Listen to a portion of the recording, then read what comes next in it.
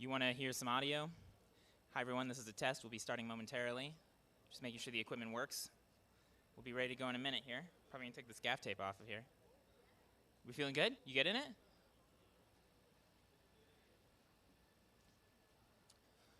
Is face tracking getting me? Can we rely on face tracking? Hi there, hanging out. Guy with the H4N, you getting levels over there? Sweet. All right, awesome, thank you.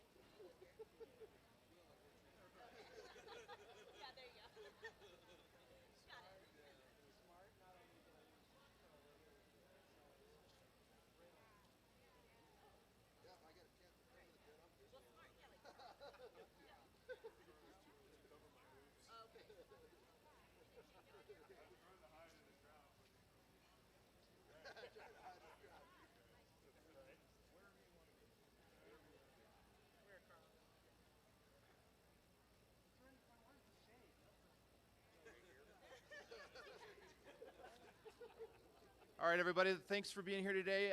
Union, labor, brothers and sisters, environmental partners, please, if you wouldn't join us, if you'd mind joining us behind the podium, we'd love to have you back here.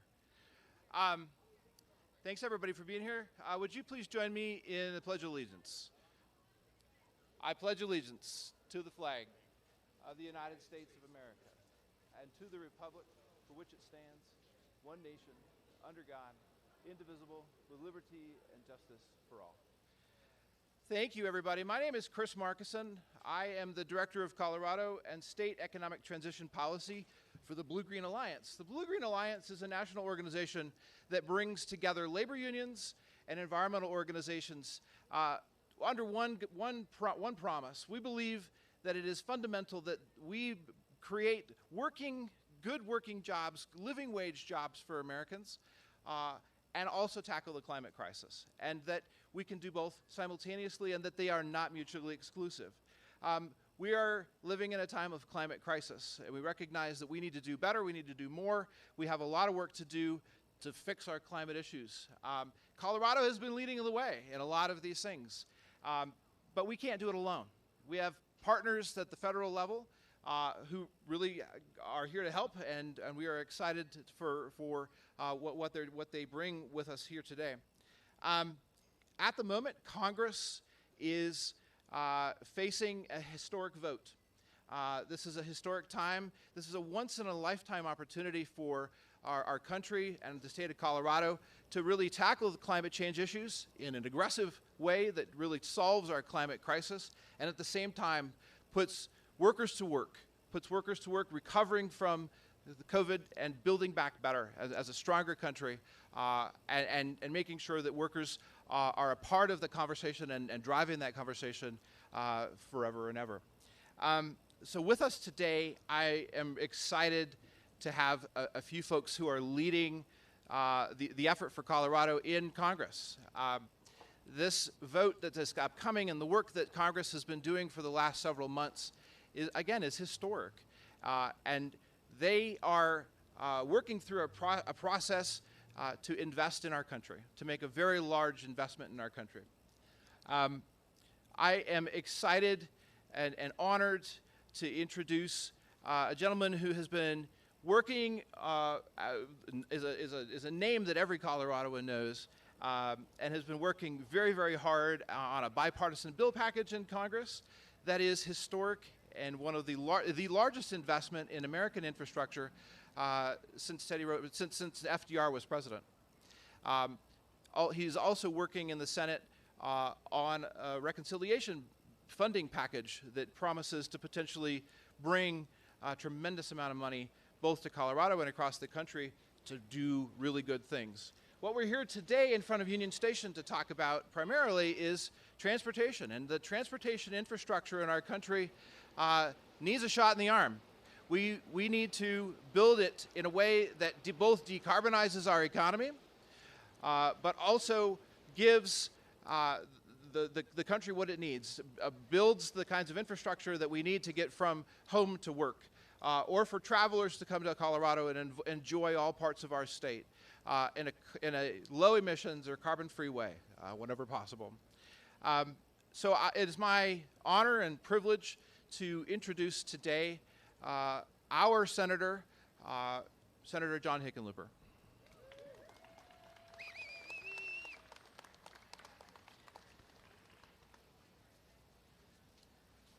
Thank you all. Thank you, Chris. It's really a treat to be here. This is kind of my old hood. Right over there is where I started one of the first brew pubs in the country with 3 partners, and that was back in 1988 when the rent was $1 a square foot down here. all these new buildings were just rubble. They were old freight yards. On the other side of this train station was about 90 acres of rubble. And what you see out there now is one of the great examples of urban revitalization that have happened, and it was based on transportation infrastructure. This community voted for fast tracks back in 2005, made a commitment long-term to transportation, getting people where they need to be, allowing them to live in different places, still get to work. And I think most importantly, what we did was we created jobs. And I think that's what President Biden has laid out in his agenda. He has been relentless in talking about, it's not just about infrastructure. It's not just about fighting climate change and beating back COVID, but it's about jobs. It's about building an economy that's going to include everyone and lift up the state of Colorado and the United States of America. So we see every day that the smoke in the air, the wildfires, the hurricane along the coast. We're seeing the effects of climate change, and the best way to fight back against climate change is to build resiliency and to begin building the infrastructure that's going to help us stop this trend to a hotter planet and move us back in a direction. Now, it's going to take some decades, but in a direction where we begin to regain a state of equilibrium. Now, in this infrastructure bill that we've been working on, the bipartisan infrastructure bill, and I think it's important that everybody recognize that the bipartisanship was critical.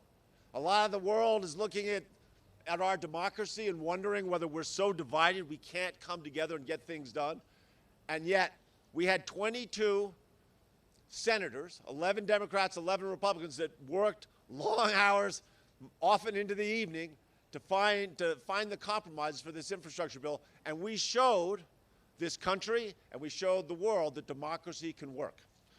In that infrastructure bill, we're seeing a lot of climate change-oriented infrastructure, EV charging networks. They're going to be $57 million just for Colorado for building out our infrastructure. Colorado is also going to have the chance to apply for $2.5 billion for additional charging stations. We had a Recharge Act that I helped put together to make more affordable the transition into electric vehicles and making sure that those utility rates aren't affected by that.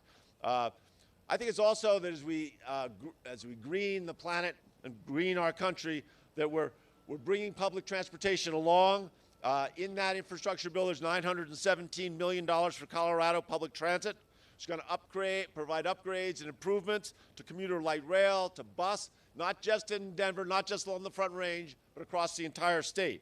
Funding bill also has $66 billion nationally for passenger and rail freight upgrades, and $116 billion, I take that back, $16 billion for Amtrak. And certainly some of this money, I'm sure, will end up being used to look at the prospects and what the criteria will be for high-speed rail along the Front Range, or certainly, if not high-speed, quality rail. I think our bipartisan bill also layered in there is the conditions that allow the metropolitan area to be repaid, our regional transportation district to be repaid for the money they put down as a deposit for the initial loan that helped transform Union Station into this amazing nexus that we see today. I think there's obviously more to do. I'd like to see at some point a price on carbon some way, a fee or a dividend where we really incentivize and motivate our economy to focus more on using energy more wisely, finding clean energy, and rewarding people that can find uses for that clean energy and make it effective. So wind, solar, you go down the entire list, hydro, all these are things we've got to marshal together. And as we build this infrastructure, as we put tens of billions of dollars into our new grid, a smart grid, we got to make sure we fill up those lines with clean energy. So with that, I'll turn it back to Chris. Thank you all for being here. This is the beginning of a new economy that's going to create millions of jobs and going to move this country forward in ways that, even 5 or 10 years ago, we couldn't imagine.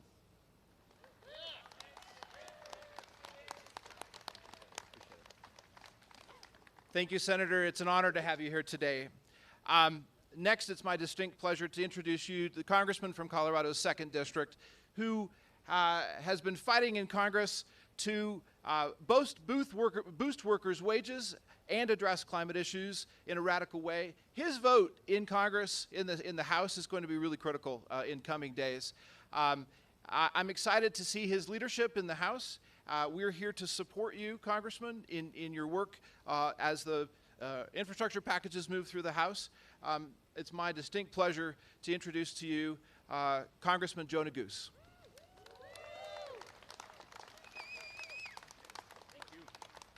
Well, good morning, everybody. It is great to be here with you. I want to say thank you to Chris for the kind introduction, and to say thank you to the Blue-Green Alliance and NRDC Action Fund for putting on today's events. And what a joy it is for me, a privilege really, to join my colleagues, Senator Hickenlooper and Governor Polis.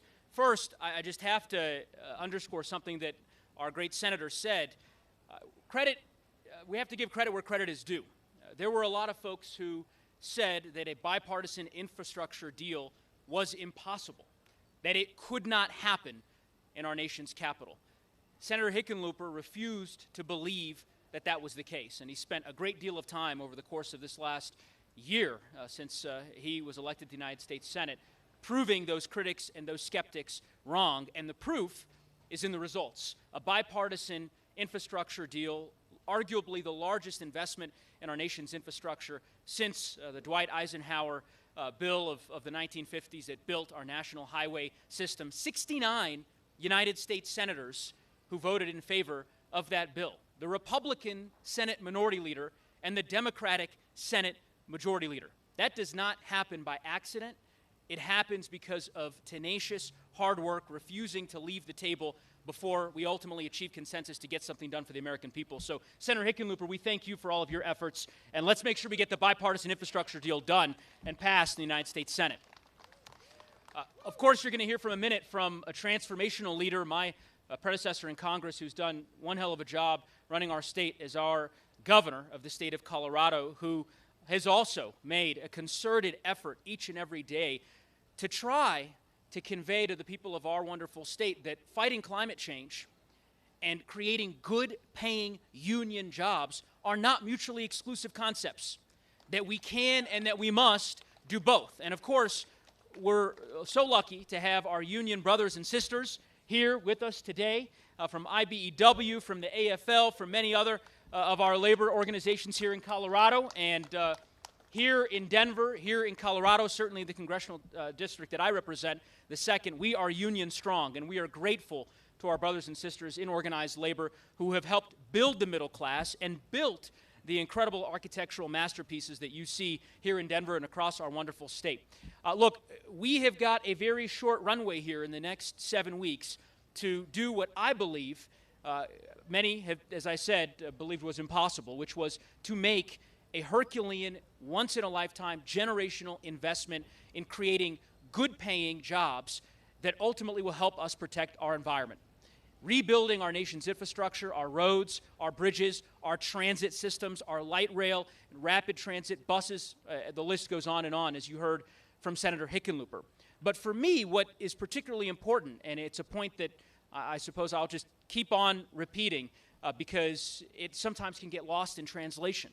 When we talk about building back better, the signs that you see behind us, fulfilling President Biden's vision for the 21st century, we mean building for the next generation, for my daughter's generation. She's 3 years old. She just started preschool this week. The world that she will inherit could very well be a scary one if we don't take decisive action to protect our environment and to fight climate change. And as I said, I believe that the bill we are working on right now, $3.5 trillion worth of spending to rebuild our nation's infrastructure and to do it in a smart and thoughtful way, to adapt to the changing climate that we see around us, that we see in the southern part of our United States, part of our country, with Hurricane Ida and the terrible devastation that we see in New Orleans and in southern Louisiana, that we see here in Colorado with the flash flooding in my district that took the lives of 3 constituents. The wildfires that our state has experienced over the course of the last year and a half, unprecedented in scope and in size. We know that it is an alarm bell for us to do something drastic, something significant, something comprehensive in the fight against climate change. And I believe the reconciliation bill and the investments that are in that bill, from our 21st Century Civilian Climate Conservation Corps, which would create hundreds of thousands of good-paying jobs working in our public lands, working in our national forests, doing wildlife habitat preservation, and so many other important projects are so desperately needed if we're going to meet this moment. So again, I want to say thank you to organized labor and to our brothers and sisters in organized labor for helping us get to this point. We've got a long way to go in the next 7 weeks, but we intend to get it done. And with that, I'll turn it back to you, Chris. Thanks so much for having us here.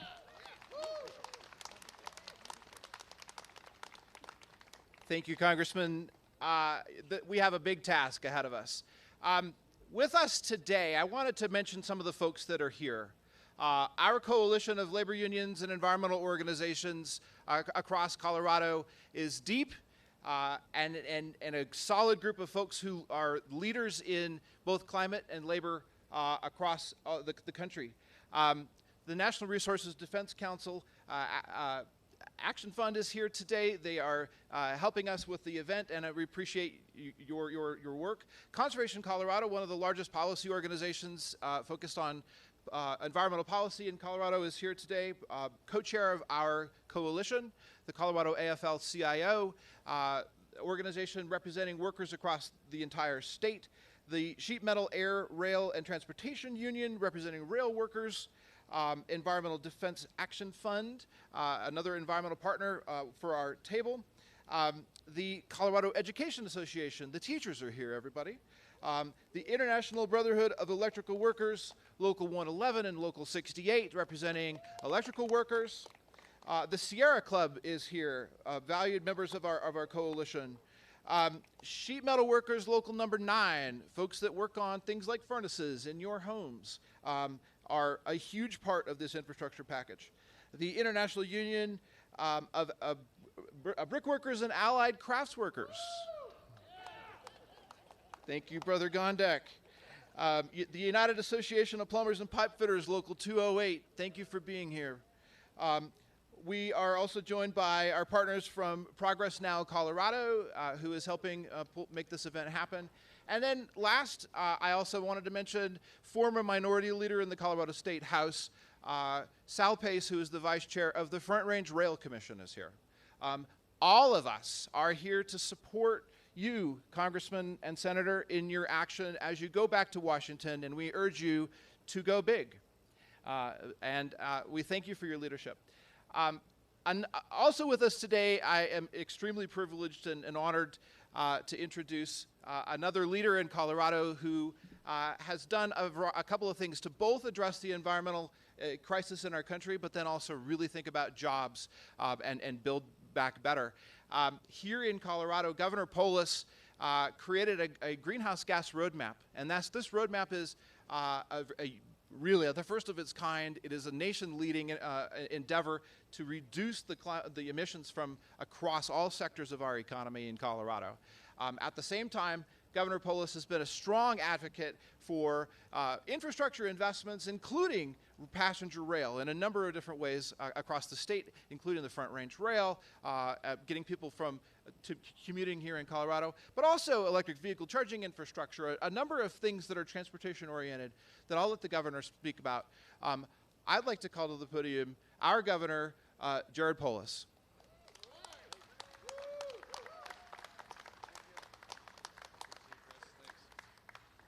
Thank you, Chris, and of course, thank you, Representative Goose and Senator Hickenlooper.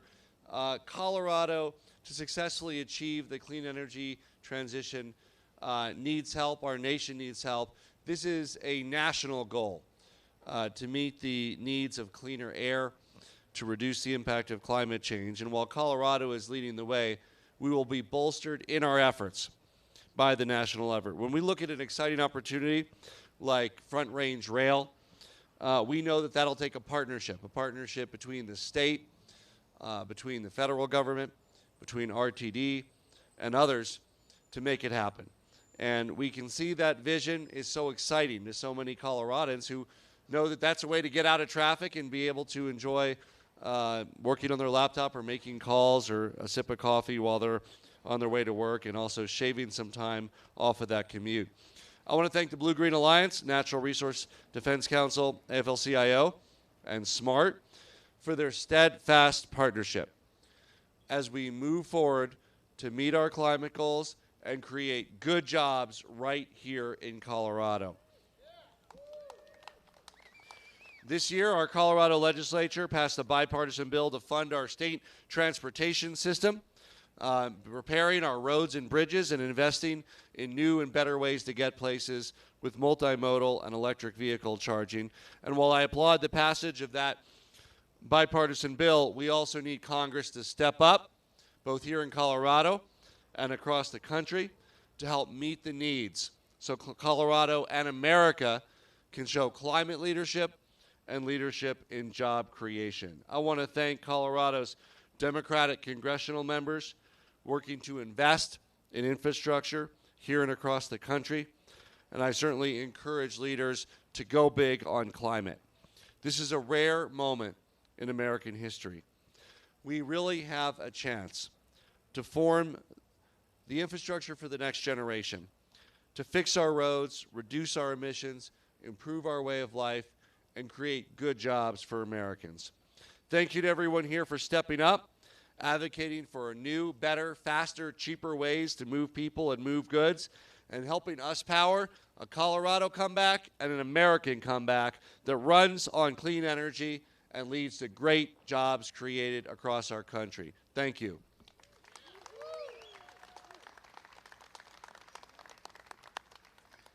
Thank you, Governor Polis. Thank you for being here today. Next, I want to introduce the Executive Director for the Colorado AFL-CIO, who fights for workers' rights to organize, to collectively bargain for benefits, but also really recognizes and pushes the climate issue from the side of labor. Mr. Dennis Doherty, Executive Director at Colorado AFL-CIO.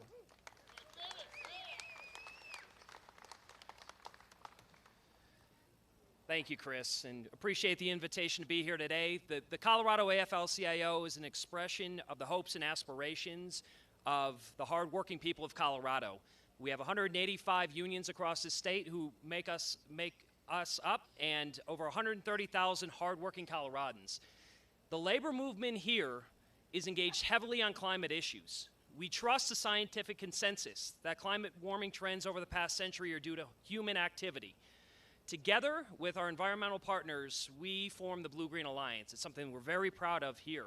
And the mission is to collaborate with environmental organizations to address our biggest environmental challenges, but also create and maintain family-sustaining jobs and protect the health of workers and their communities. Everybody knows climate change is affecting Coloradans in many ways, including job security, worker and family health, and energy costs. We recognize change is coming, and we recognize we need to be a part of that change and lead in that change. We as a labor movement are working tirelessly to ensure climate initiatives create family-sustaining union jobs for workers with collectively bargained health and retirement benefits. Now, you've heard Congress has a unique opportunity to invest in things that Colorado cannot do on our own. We encourage Colorado to go big, go bold. We need passenger rail. We need electrical vehicle charging stations. We need our bridges and roads fixed. We need replacement of decades-old lead water pipes. We need to look at new technologies that will propel Colorado to a emission-free future, which includes hydrogen fuels, advanced heating and cooling, and carbon capture technology. These investments are going to create good union jobs, and they are going to sustain work because the skilled workers behind me and the members they represent will build them and operate them long into the future. The governor and his administration have laid out that investing in clean transportation systems is an imperative. We agree, but we cannot do this on our own in Colorado. Congress must help. This is a generational opportunity, and they have to deliver. We need every cent of that $3.5 trillion coming through. We must ensure, again, that federal investment pays a prevailing wage and includes firm apprenticeship standards, which we believe are critical and will benefit Colorado workers and our state economy. I want to thank all the elected officials here today. Senator Hickenlooper, thank you for working with a bipartisan group to invest in Colorado's workers and infrastructure. Congressman Goose, for your continued leadership and your commitment to fight for Colorado in the coming weeks. And thank you, Governor Polis, for your leadership and commitment to Colorado's workers and the environment. And Chris, I'll turn it over to you. Thank you for being here.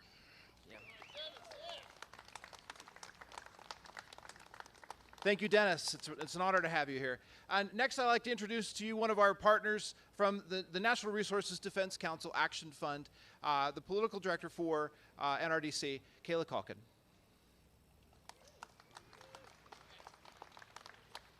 Hi, everyone. I'm Kayla Calkin. I'm political director for NRDC Action Fund. I'm really pleased to be here today. And thank you so much to Senator Hickenlooper and Governor Polis and Representative Goose for your leadership. And a quick thank you to BGA for working with us on this event. My partner works in labor, and so I have a BlueGreen alliance at home, and so that's challenging enough as it is, so can't imagine how it is to manage a coalition. I grew up here in Evergreen, nearby in Jefferson County. My mother was a public school teacher, CEA member, and my dad is a doctor who worked right down the street at St. Joe's. So I am really proud to be a Coloradan, and I'm really proud to see this meaningful leadership on climate. Our state is very uniquely beautiful, and it's really, really significant and important to preserve. And that's why I'm really proud to be here with NRDC Action Fund today.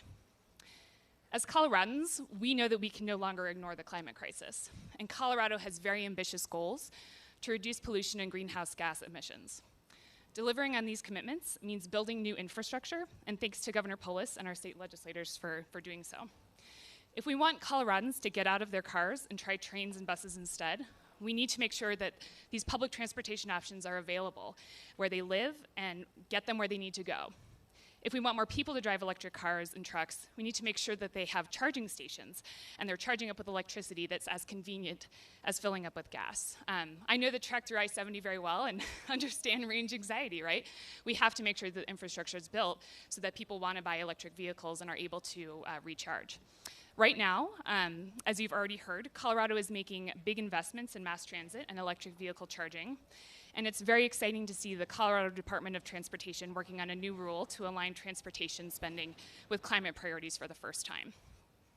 But our Colorado congressional delegation also has this amazing once-in-a-generation opportunity to supercharge these efforts. And that's what President Biden's Build Back Better agenda is all about. It's about a comprehensive, equity-driven American infrastructure plan that puts labor and climate front and center. It's about creating high-skilled jobs and stimulating local economies with projects that improve our lives and lead us toward a more equitable and climate-friendly future.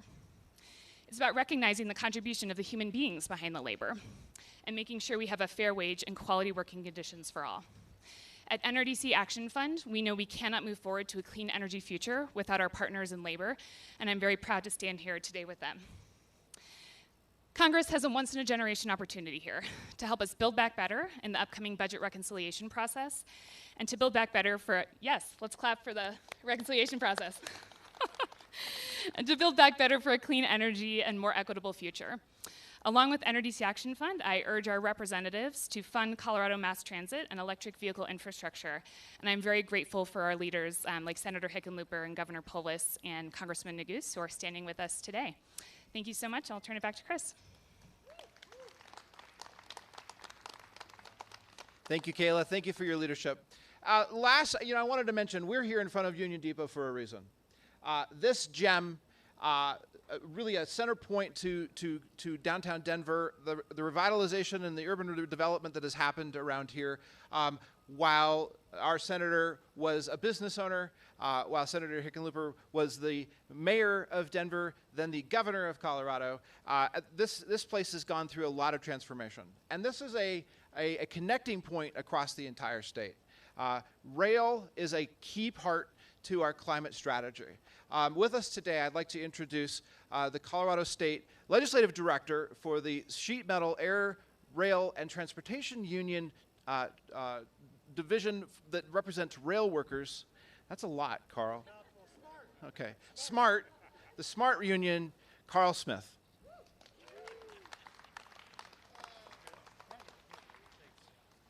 Good morning, everybody. I'm Carl Smith. I'm with Smart Transportation. Smart Transportation Division We represent railroad workers across the state of Colorado, and we're also a member of the Colorado BlueGreen Alliance. It's appropriate that we're here today at Union Station. We believe that rail plays a critical role in addressing our climate crisis. The Environmental Protection Agency and the Federal Railroad Administration data recognize that rail can significantly reduce vehicle emissions.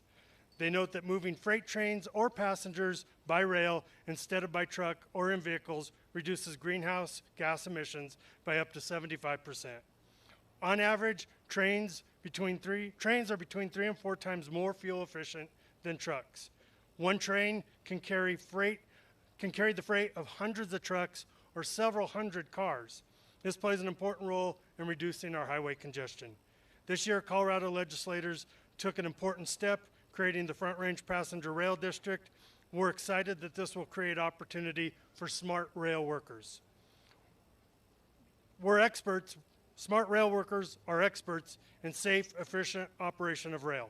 Right now, our members are responsible to safely deliver coal across the states from mines to power plants. We also haul freight all across the country. But to meet the evolving needs of Colorado, we recognize that we need federal investment in rail. From the light rail systems that you see here today, to the commuter rail systems, Amtrak and its nationwide network, to intermodal facilities that allow us to move freight onto trains. Investing in these things will drive emissions down. Investing in these things will put Coloradoans to work. Investing in these things will allow smart members who haul coal now to participate in clean energy economy in their future. I also encourage Congress to go big. Please invest the future transportation of Colorado's transportation systems. Colorado can't do this on its own. I'd like to thank Senator Hickenlooper. I myself was a 25-year-old kid when this used to be the CNS rail yard and the UP Hill yard there. I watched this whole downtown neighborhood change, which were abandoned rail yards. Thank you, Senator Hickenlooper, for being here today, for all you're doing to the Senate, with the Senate, to ensure Colorado's workers and communities are healthy, vibrant places, and for pushing your colleagues to go big on the infrastructure investment. Thank you, Congressman Goose, for all you do on behalf of Colorado's workers and for your commitment to invest in rail.